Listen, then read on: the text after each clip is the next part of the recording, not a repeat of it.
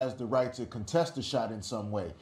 And if you jump too far forward as an offensive player, you're now claiming a much larger circle of landing spot compared to going up and shooting a more natural offensive jump shot. Look, I think he's one of the toughest guys to officiate in the association because, one, he's extremely clever and he knows how to take advantage of angles, but he also mastered the art of taking the contact, absorbing the contact, and, giving you the display of, I don't want to call it a flop, but he shows you so much energy after the contacts and stuff like that. So you just got to be clever when you're officiating a guy like James Harden. We're going to continue this discussion on James Harden and those calls after we hear from Mike D'Antoni.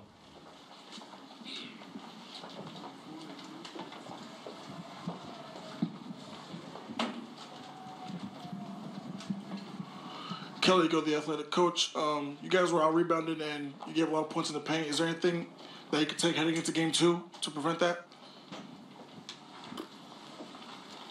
Yeah, we got to do a little bit better job. We had our chances to win. You're just not going to come in and just blow these guys away. So things have to go right, and a couple of lapses boxing out. But overall, I thought we played well enough to win and just didn't get it done. Gareth Burke, NBC Sports Bay Area. Mike, if I'm reading your lips correctly as you walked off the court, let me just say you looked angry, sir. You didn't want to do that. You looked angry, sir. You didn't want to do that. Can you give us your perspective of the last 20 seconds of this game? Well, last 20 seconds, I've already lost my mind before that, so I don't have a clue what happened the last 20 seconds. I don't know. I thought we played hard as we could play, and things just didn't go our way, and we did a good job last 20 seconds, just coming up with the steal, having a chance at a tie on a 3-point that James, could have got hit, could have not. Who knows? I know, but anyway, whatever. But we're right there. We had our chances to win. We missed a couple foul shots, had a couple technicals that cost us at the end because we were only down 3 or whatever. So, I have to do a better job, and we'll do better. But we had our chance, and Tuesday hopefully we'll have another chance. Tim McMahon, ESPN. Mike, clearly you felt that James in particular and Chris on at least one occasion were getting fouled when they're closing out on 3. What was the response you were getting when you were discussing that with the refs? Well, I'm going to really try to be a nice guy, because I really don't want to give the charity to them. I'd rather have my charity and have the money. So, the response was they just came at halftime and said they missed it. That's what they told me. So they missed 4 of them. That's 12 foul shots. So be it. They're trying to do the best they can do. And, obviously it was what it was. The tees obviously were costly. You think the rest were being real costly. A little too sensitive, or do you guys need to sort of? Yeah, we just need to just suck it up and don't worry about how they officiate and sit there and take it. Yeah, I'm getting a little old for that, but that's just how it goes. It's. I try not to curse, or I try not to completely be a jerk. Obviously, it didn't work. So I don't know. I don't know. It's beyond me. Brian Bearfield, KYK Sports. Coach, what can you do better in the next game to stop Kevin Durant? He wasn't effective the first half, but he really got going in the second half. Well, if you need to email me and tell me, because I don't think anybody ever knows that. And he's just shooting it over top. He's one of the greatest players ever, and I thought we did a great job, especially until PJ got a little bit of foul trouble, and then things happened. But and then Kevin happens. The guy's good. We held him to 104 points. That's good enough with 2 technicals and a lot of different things. So that side of it, we could have done better in the first half. We had some communication problems, and we'll learn as we go forward and tighten up our defense. But offensively, we just got to do a little bit better job. Mike, Dan Leckie with the Los Angeles Times. 2 questions. First, why did you go to Nene there late? He was playing great. He was guarding great. Rebounding could have been an issue. And, now looking back, I probably wouldn't have made that decision knowing what happened. But I had confidence that even if we switch out, he could get it done. And, Steph makes a great shot, so, give them credit. Secondly, what did they do against Capella? It seemed like that kind of the James to Capella lob got Well, really disconnected early. Yeah, well, Draymond's good about faking that and going back. I don't think Clint played his normal game. I thought he was lacking a little bit of energy, but it happens. But we'll fix some things and we'll be better.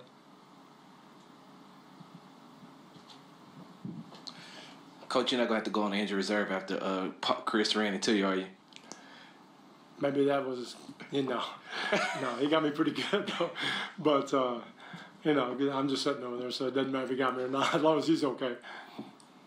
Any other questions? Yeah, right here.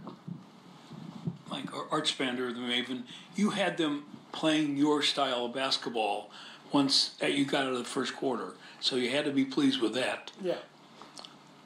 Oh, for sure, and that's what we're going to do. Now, Durant made some hard shots, good shots, and Steph makes a big shot, obviously. Like I said, defensively, I thought we did a good job. We held them to what we needed to do. We had to be a little bit sharper offensively.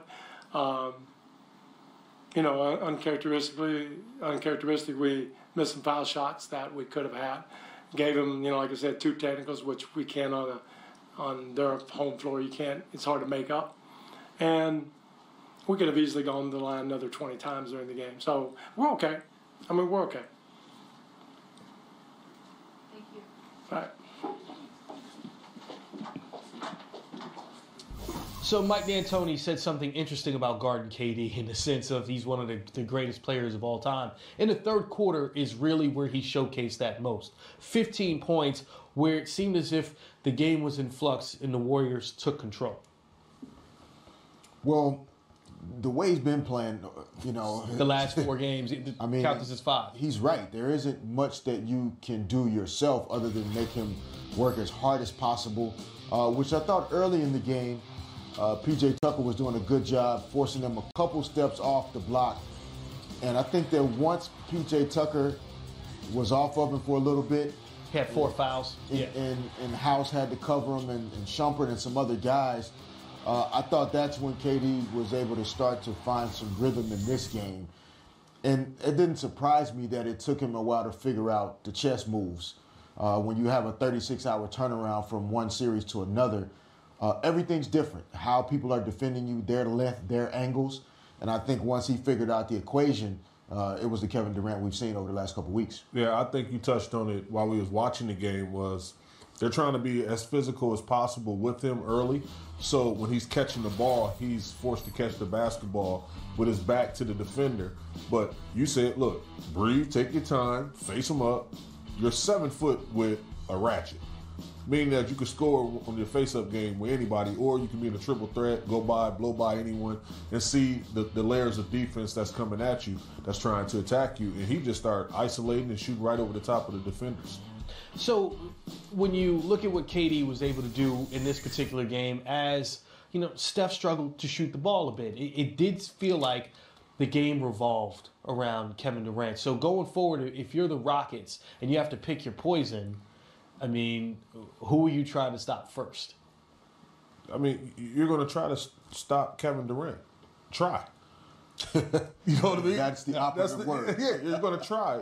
But look, he's able to exploit a matchup every night, and I think for a long time he's just plugged himself seamlessly into the offense. But now he's like, look, I'm going to be the guy, and we're going to make all the defensive strategies adjust to what I'm doing. And then Steph and those guys are, comfortable enough to just let him be the best possible version of himself and play off of him.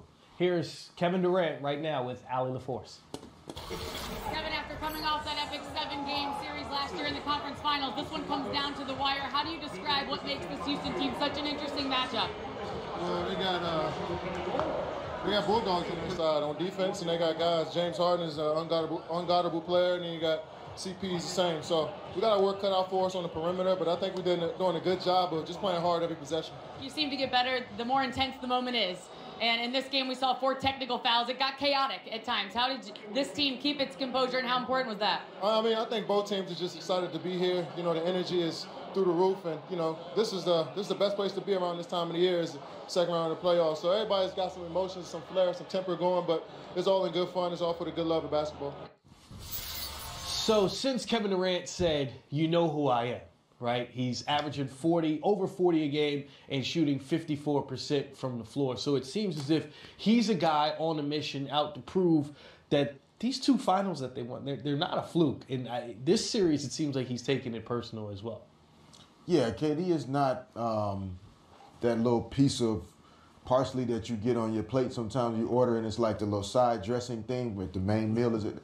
Oh, he's a porterhouse. Yeah, no, he's the main dish. Like he's that good, and it takes a while to develop a comfort level. We were just talking within a team and understanding the personalities, the egos, and allowing each other room to be great and evolve within that. And the Warriors have continued to find that sweet spot week in and week out, month to month, series to series.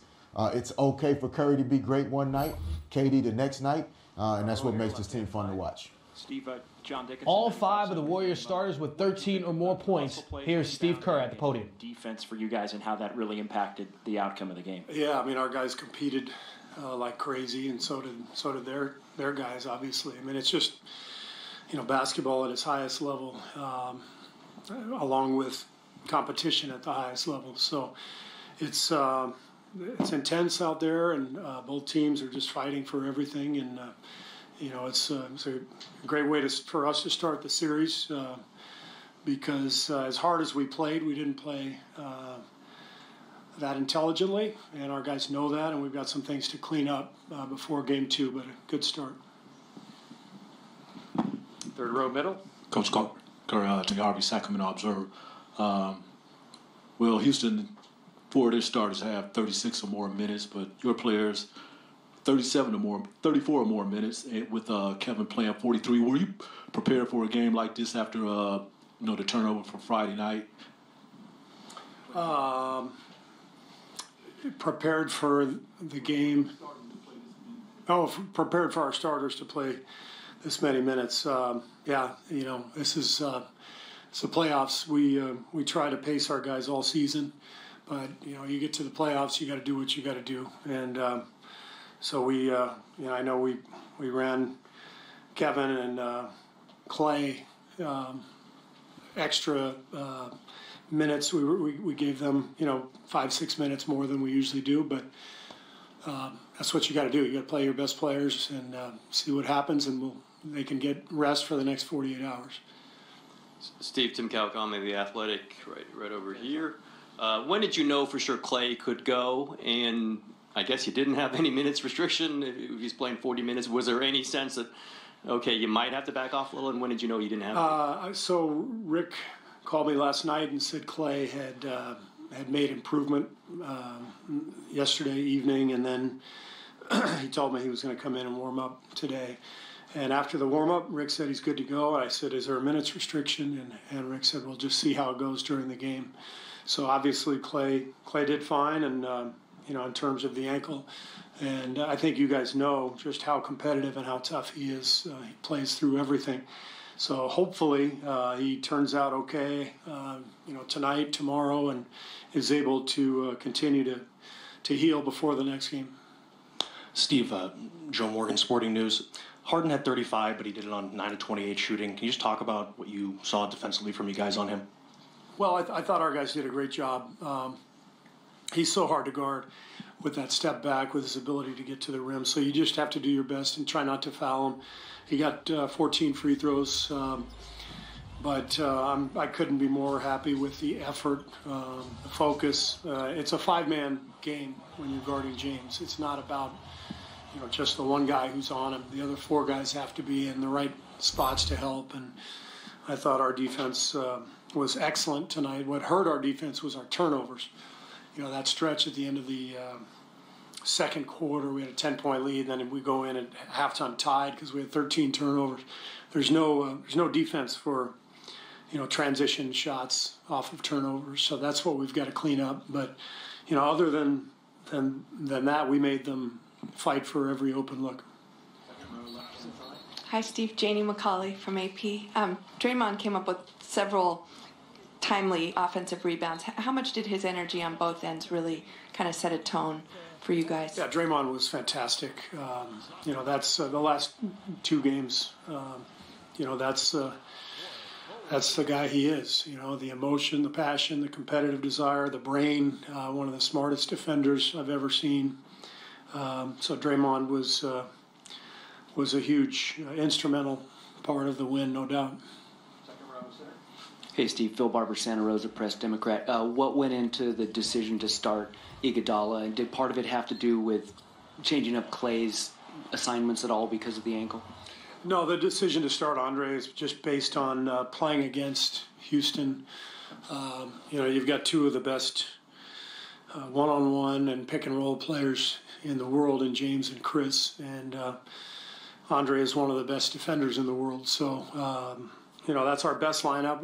We decided to start it just so we could have Andre out there defensively, and we'll probably do it again next game. Coach Brian Bearfield, KYK Sports. You played with some of the best and against some of the best. Have you ever seen anybody have a great 4-game stretch like Kevin is having? There's this guy named Michael something. Can't remember his last name. But no, Kevin's run these last couple weeks, it's just been off the charts. I've said it a few times this week. I mean, he's the most skilled basketball player on earth. He's one of the most skilled basketball players to ever play the game. There's never been anybody like him. 6'11", handles ball, shoots threes, passes, defends. He's just an unbelievable talent. And I think after we lost game 2 to the Clippers, I think he just felt like he just had to turn it up and lift us up another level, and that's exactly what he's done. Third row, right-hand side. Steve, Connor Letourneau, San Francisco Chronicle. Kind of building off that, the bulk of Durant's points came when it seemed like you guys really needed him in the 3rd and 4th quarters. What can you say at this point about his awareness of giving you guys exactly what you need when you need it? Well, he's been around for a long time, and when you play in the playoffs, the shots get tougher and tougher. Regular season, it's almost 2 different games, because everybody's prepared for everything. So it's just much harder to get a shot. So Kevin can get his own shot anytime he wants. It's what makes him so impossible to guard. So he understands what we need from him, and he's been delivering, game after game. Stand back, left-hand side. Coach Logan Murdoch, NBC Sports Bay Area. You talked about Harden's free throws. He had 14. Do you think that when you go into a game, do you see it as inevitable that he will get to the line at a certain amount of time, or do you kind of want to get that down to a certain number as attempts? It's going to be tough to keep him way down, but I think when we watch the tape, we'll see some plays where we reached, and you have to be very disciplined. He's so clever, creating fouls, creating contact, and you have to be able to play, without putting your hand in the cookie jar. And so we did that a few times, but he's so good. He's going to get fouled, and he's going to get to the line no matter what you do. CJ Peterson, San Francisco Examiners. Steve, seems like every one of these postseason games, Steph has been in foul trouble. For one, how hard does that make your job as a coach as far as your rotations go? And 2, how do you fix that problem and kind of get him out of that habit of reaching and getting those fouls? Well, when we were in LA and he picked up his 4th foul, I asked him. I said, "Steph, where's your mom?" And he pointed up about 10 rows behind the bench. And I looked up and made eye contact with Sonia, and I said, "Tell him not to foul anymore." So if his mom can't get through to him, I'm definitely not going to get through to him. So I'm going to maybe try Dell this time. Try Dad. Front row center. Steve, Mark Medina, Bay Area News Group. What was it like just handling a game where there's the constant stoppage of play with calls and both teams are disputing the nature of them? It didn't seem any different to me than any other game. I mean, it's high level competitive stuff. You just keep going no matter what happens, and I didn't think it was. I didn't think of any stoppages in play. I just think that's how the game goes. Last one, right-hand side, about 6th row back. Colin Ward-Henninger, CBS Sports. You talked about the familiarity between these two teams. It seemed like, at least in the first half, the game was a little choppy, a little hard to get going on both sides. Did you see that, and do you think that the familiarity had anything to do with it? Yeah, we've faced these guys 3 of the last 4 years in the playoffs. Obviously, last year, a 7-game series, 4 more regular season games. So both teams know each other well. So it's going to be tough to surprise anybody with the strategy. It's all about execution, and for us, that's got to start with taking better care of the ball in Game 2. Thanks, everybody. Thank you. For any of those of you guys referencing our medical staff. Well, you heard Steve Kerr say it. We made them fight for every open look. James Harden, 9 for 28 from the field for his 35 points. We're looking to hear from him and the Houston Rockets and the Golden State Warriors next on Game Time Live.